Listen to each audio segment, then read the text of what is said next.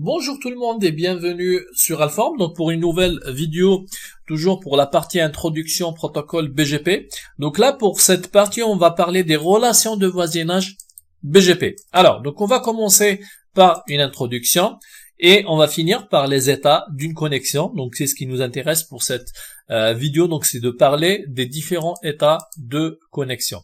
Alors déjà, pour établir une relation de voisinage BGP entre deux routeurs, il faut la configurer manuellement, donc ce qui n'est pas le cas pour les autres protocoles de routage. Ça veut dire au niveau d'un routeur, je dois déclarer l'adresse IP du voisin, du routeur que je veux mettre en voisin par rapport à moi et faire la même chose de l'autre côté. Donc ça marche dans les deux sens. Ça veut dire que si je configure la relation de voisinage d'un côté et je vais pas la configurer de l'autre côté, donc il y aura pas de relation de voisinage. Donc contrairement à d'autres protocoles comme l'OSPF par exemple, ou bien l'UJRP ou bien le RIP, où les voisins se détectent automatiquement entre eux. Donc en BGP, il faut renseigner l'adresse IP du voisin de manière à établir cette connexion.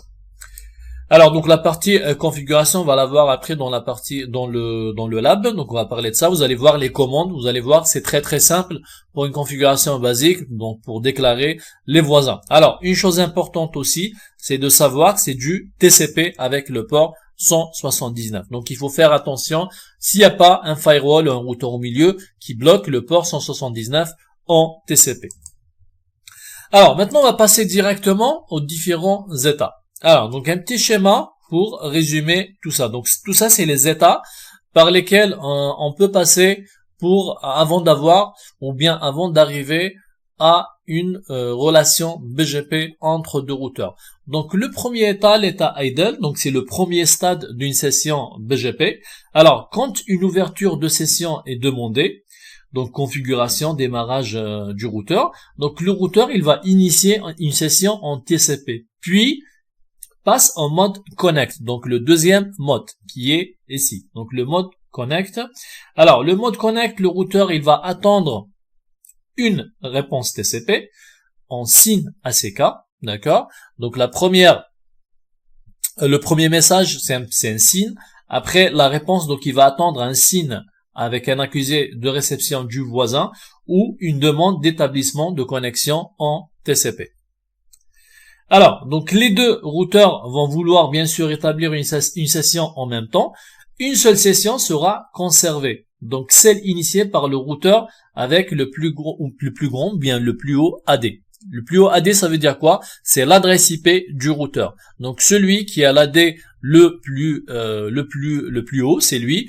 Donc c'est la session initiée par le routeur qui a l'ID le plus élevé, c'est cette session qui va être prise en compte. D'accord? Pourquoi? Parce qu'au final, il y aura deux sessions. Donc une session demandée par le routeur numéro 1 et une session demandée par le routeur numéro 2. Donc celui qui a l'ID le plus élevé, donc la session qui va être conservée. Alors, donc il y aura un routeur chef de cette relation de voisinage. Quand la session est établie, donc on envoie le message open et on passe en mode sent. Donc on passe à ce mode. Alors, ce mode, donc plutôt avant de parler du mode open sent, on va parler du mode actif qui est facultatif. Ça veut dire qu'on n'est pas forcément obligé de passer par ce mode. Donc on peut passer directement du mode actif vers le mode open set. Alors le mode actif, donc qui est facultatif, la tentative de connexion avec le voisin, par exemple, a échoué. Donc après un timeout, par exemple, il y a beaucoup de trafic qui circule et on reçoit pas des paquets BGP, on a dépassé le timeout. Donc le routeur, il fait une nouvelle tentative. En cas d'échec, donc il retombe en mode idle, ça veut dire qu'il va suivre ce chemin. Donc il revient en mode idle. Alors en cas de succès, donc on passe en mode open sent directement sans passer par le mode actif. Donc ce statut n'est donc atteint qu'en cas d'échec en mode connect. Alors, donc on arrive maintenant au mode ou bien à l'état open sent. Donc le message open a été envoyé. Il contient plusieurs informations. Donc la version du BGP, l'ID du routeur, le numéro de l'AS, le hold down timer. Le hold down timer, ça veut dire le temps que le routeur va attendre au maximum s'il reçoit pas de paquet à partir de son voisin. Donc il va clearer ou bien il va fermer la session BGP. Donc à la réception du message open du voisin, si tout va bien, donc le routeur envoie un keep live et passe en open confirm, donc le 5e état. Alors l'open confirm attend juste le keep live du voisin avant de passer en mode established. Donc une fois on arrive à ce mode established, ça veut dire quoi? Ça veut dire qu'on a la session BGP qui est app. Donc c'est le dernier état. Alors pour résumer tout ça avec un autre schéma, donc on va commencer par le mode idle, ça veut dire rien ne se passe pour le moment. Alors ça c'est le moment où on va configurer manuellement les relations de voisinage BGP entre deux routeurs. Donc au niveau du routeur R1, je vais déclarer le neighbor avec cette adresse IP, et au niveau du routeur R2, je vais déclarer ce neighbor avec cette adresse IP.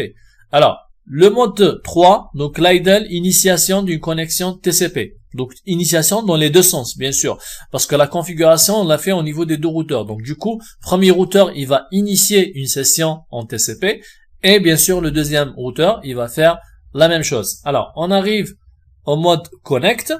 Donc là par contre il y aura un accusé de réception, puisque le premier a initié une session et le deuxième a initié une session. Donc après le TCP SYN, donc il y a toujours un TCP SYN ACK, ça veut dire un accusé de réception.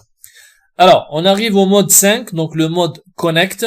Donc, conservation d'une seule session, donc le routeur qui a le routeur ID le plus élevé. Donc, si on va suivre cet exemple, donc c'est le routeur, c'est cette session qui va être prise en compte. Pourquoi? Parce que c'est le routeur R2 qui a l'ID le plus élevé par rapport à ce routeur. Donc, cette adresse IP est plus haute que cette deuxième adresse IP.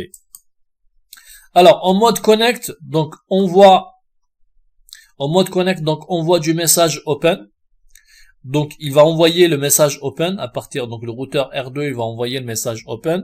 Donc, open send attend du message open du voisin. Donc, à la réception de ce message, si tout va bien, donc il envoie juste un keep live. Et dernière étape, donc, c'est l'établissement de la session BGP. Donc là, c'est un petit peu, on a fait le tour de tous les états possibles avant de l'établissement d'une session BGP. Donc ça c'est le dernier état, c'est l'établissement de cette session.